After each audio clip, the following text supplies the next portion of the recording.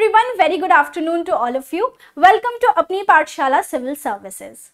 आज के इस सेशन में हम यूपीएससी के द्वारा हाल ही में जारी की गई 73rd एनुअल रिपोर्ट को डिस्कस करेंगे और कुछ इंपॉर्टेंट क्वेश्चंस जो हमारे रहते हैं रिगार्डिंग अटेम्प्ट्स और सक्सेस रेट, इनको हम इस सेशन के अंदर डिस्कस करेंगे। तो यहाँ पर अगर हम सबसे पहले देखें, जो हमारा एक इम्पॉर्टेंट हाईलाइट रहता है वो ये है कि क्या कोई संवैधानिक यहाँ पर प्रोविजन या प्रावधान है कि यूपीएससी को ये रिपोर्ट सबमिट करनी होती है। तो सबसे पहले अगर हम देखें तो UPSC has the privilege to present before the president. देखिए, जो एनुअल रिपोर्ट है वो यूपीएससी हर साल प्रेसिडेंट के सामने पेश करता है and it is given a constitutional provision under article 323 clause 1। तो आर्टिकल 323 क्लॉज 1 के तहत यहाँ पर यूपीएससी हैज अ ड्यूटी कि वो प्रेसिडेंट के सामने अपनी रिपोर्ट को जारी करता है, जिसके अंदर जो भी रिक्रूटमेंट्स या जो भी candidates selection, success rate, gender parity, जो भी यहाँ पर रिलेवेंट इंफॉर्मेशन यूपीएससी को लगती है पूरे एक साल के काम को लेकर, वो यहाँ पर इस रिपोर्ट के द्वारा पेश करता है। ये जो रिपोर्ट है वो अप्रैल 1, 2022 से लेकर 31 मार्च 2023 तक की रिलेवेंट इंफॉर्मेशन को इंक्लूड करती है। Coming to the next part which is कि आर्टिकल 323 क्लॉज 1 एक्चुअली में कहता क्या है, संविधान या फिर कॉन्स्टिट्यूशन के हिसाब से उसकी लैंग्वेज क्या है। तो आइए ये समझते हैं। तो यहाँ पर अगर हम देखें अकॉर्डिंग टू 323 क्लॉज 1, यहाँ पर यूनियन कमीशन की ड्यूटी बनती है कि वो प्रेसिडेंट को एनुअली एक रिपोर्ट सबमिट करे जिसमें जो भी उन्होंने काम किए हैं, whatever the work has been done by this commission, इस रिपोर्ट में वो पेश करते हैं, जारी करते हैं, right. So this has been given a constitutional provision और 323 क्लॉज 1 में ये साफ लिखा है। Now coming to an important part, वो क्या है कि यहाँ पर यूपीएससी के कुछ इंपॉर्टेंट फैक्ट्स या कुछ रिलेवेंट इंफॉर्मेशन है जो हमारे लिए जानना जरूरी है विथ रिस्पेक्ट टू एग्जाम। तो UPSC, that is union public service commission, ये एक कॉन्स्टिट्यूशनल बॉडी है और कॉन्स्टिट्यूशनल प्रोविजंस इसके दिए गए हैं under article 315 to 323। Just a second. तो 315 से लेकर 323 आर्टिकल जो है, इनके अंदर कॉन्स्टिट्यूशनल प्रोविजन मतलब प्रावधान दिए गए हैं। कॉम्पोजिशन की बात करें तो एक चेयरमैन होते हैं, साथ ही में कुछ दूसरे members which are determined by the president. यहाँ पर एग्जैक्ट मेंबर्स की संख्या नहीं दी गई है। Then we have appointments. तो अपॉइंटमेंट, इनको अपॉइंट कौन करते हैं? तो भारत के राष्ट्रपति, that is president of India. Removal भी ये, यहाँ पर अगर हम बात करें रेजिग्नेशन की बात करें तो ये अपना रेजिग्नेशन भी प्रेसिडेंट को ही सबमिट करते हैं। Coming to an important part which is tenure. Tenure 6 साल या जब तक आप 65 साल की जो उम्र है वो अचीव कर ले, जो भी पहले हो वही यहाँ पर टेन्योर माना जाता है। तो 6 years और until they attain 65 years of age, that is the tenure of UPSC member और chairman. Coming to the removal, तो अगर इन्हें अपॉइंट प्रेसिडेंट कर रहे हैं तो they are removed by president only. Now on what grounds? तो अगर यहाँ पर प्रेसिडेंट ऑफ इंडिया जो भी ग्राउंड्स कॉन्स्टिट्यूशन में मेंशन है उन्हीं के अकॉर्डिंग इनका रिमूवल करते हैं। अगर कोई मिसबिहेवियर या मिसकंडक्ट यहाँ पर देखा जाता है तो प्रेसिडेंट यही मैटर सुप्रीम कोर्ट को ट्रांसफर करते हैं and whatever the decision is taken by the Supreme Court, that is uphold by the we can say the president and removal process is done. Coming to the resignation, जैसा कि मैंने आपको बताया है कि they can resign by writing to the president. Post tenure appointments की अगर हम बात करें तो चेयरमैन जो है यूपीएससी के, उनको कोई भी फर्दर एम्प्लॉयमेंट के लिए वो एलिजिबल नहीं होते हैं, they are not eligible.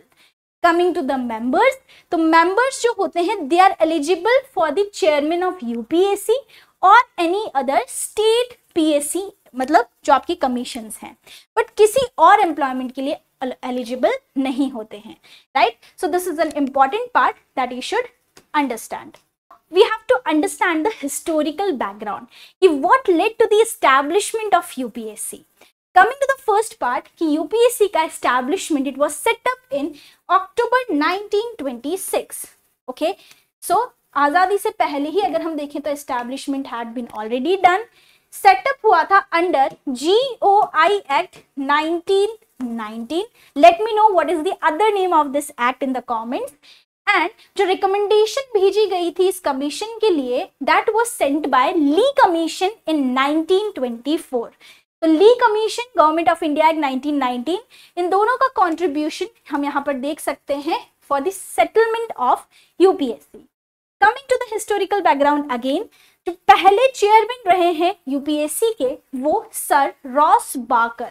Okay, so again an important part, sir Ross Barker was the chairman, first chairman who was a member of Home Civil Service of UK उस time के, and he was the first chairman of UPSC that was established here in India. Now coming to the next part कि कौन कौन से ऐसे several developments which have taken place, क्योंकि जब ये बना तब ये यूनियन पब्लिक सर्विस कमीशन से नहीं जाना जाता था. सो एक वाइट पेपर यहाँ पर इश्यू किया गया था 1931 में जिसमें कुछ कॉन्स्टिट्यूशनल रिफॉर्म्स की लाने की बात करी थी, right. And they had proposed for Public Service Commission for Federation for other provinces. Then came the Government of India Act that related to Public Service Commission. और यहाँ पर Public Service Commission जो सेंटर में था वो Federal Public Service Commission बनाया गया according to GOI Act 1935. And finally जब हमारा संविधान बन के आया तो on 26th of January 1950 जो Federal Public Service Commission बनाया गया उसको रीनेम किया गया as Union Public Service Commission. तो establishment was done but इनका renaming over the period of time चलता रहा and finally it was named as UPSC on 26th of January 1950. So that was done previously. Now coming to the important part कि हम यहाँ पर जो candidates है according to this report कितने candidates apply करते हैं और कितने कैंडिडेट्स अपीयर करते हैं, because I know it's a very important and very one of the toughest exams of India. But if we look at the appeared or the applied ratio, तो यहाँ पर हम देखते हैं कि जो सिविल मतलब अगर हम यूपीएससी की बात करें तो overall it conducts 15 kind of अलग अलग एग्जाम. सो इनमें से जो 11 हैं that is for general services and 4 are for defence services. तो यहाँ पर आप देख सकते हैं कि जो अप्लाइड और जो अपीयर्ड रेशियो है ये ऑलमोस्ट 50% है. So this is one of the highlight that we can see. Secondly, if we look at the success rate according to the domain, तो यहाँ पर अगर हम बात करें तो जिन लोगों के पास बैचलर्स डिग्री है means they are just graduated, उनमें भी ह्यूमैनिटी, साइंस, मेडिकल साइंस और इंजीनियरिंग ये 4 डोमेन से स्टूडेंट्स हम देखते हैं. और बैचलर्स डिग्री हो या हायर डिग्री मतलब पोस्ट ग्रेजुएट्स हो, दोनों में ही जो ह्यूमैनिटीज के बैकग्राउंड के स्टूडेंट्स हैं उनका सक्सेस रेट ज्यादा है. Then comes the engineering students, फिर मेडिकल साइंस और फिर हम यहाँ पर साइंस के स्टूडेंट्स को देखते हैं. आगे अगर हम बात करें तो important part of this exam is the optional subject, because it's rocket science in itself कि कौन सा ऑप्शनल सब्जेक्ट सूटेबल है और किस में सक्सेस रेट ज्यादा है. तो यहाँ पर according to this report we can see कि पॉलिटिकल साइंस और international relation was the most preferred subject. मतलब कैंडिडेट्स के द्वारा PSIR को सबसे ज्यादा प्रेफरेंस दिया गया है.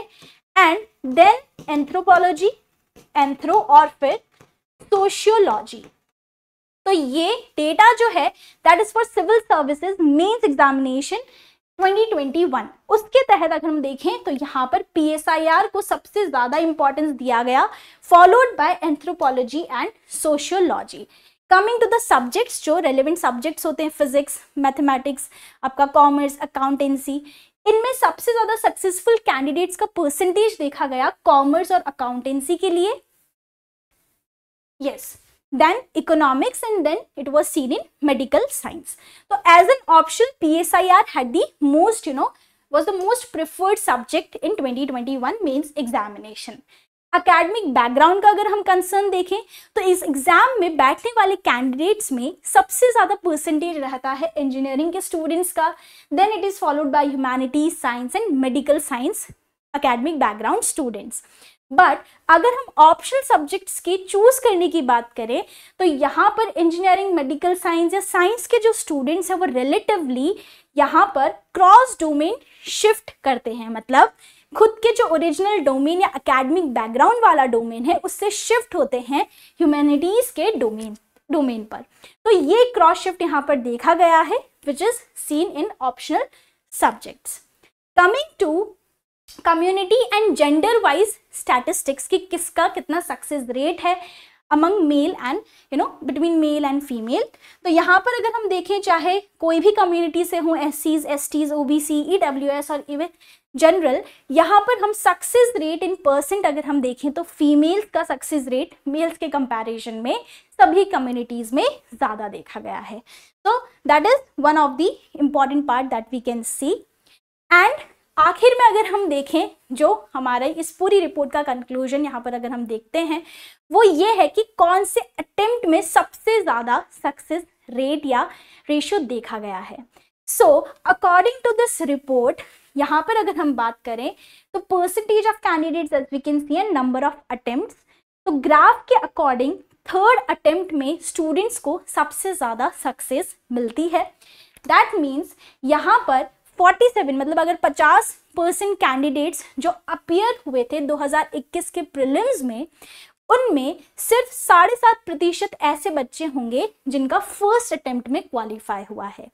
अदरवाइज देयर आर स्टूडेंट्स और कैंडिडेट्स जिनका सेकंड और थर्ड, स्पेशली थर्ड अटेम्प्ट में परसेंटेज सबसे ज़्यादा रहा है प्री को क्वालिफाई करने का।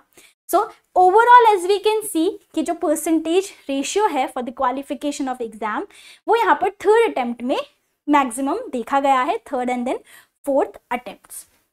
सो दैट वाज इट। इसके अलावा जो इम्पॉर्टेंट इन्फॉर्मेशन है like names of the previous chairman and other relevant information, ये आप यूपीएससी की जो 73rd एनुअल रिपोर्ट है उसको भी एक बार क्रॉस चेक कर सकते हैं। So that was it for today. I hope you have liked this session. Thank you so much for watching.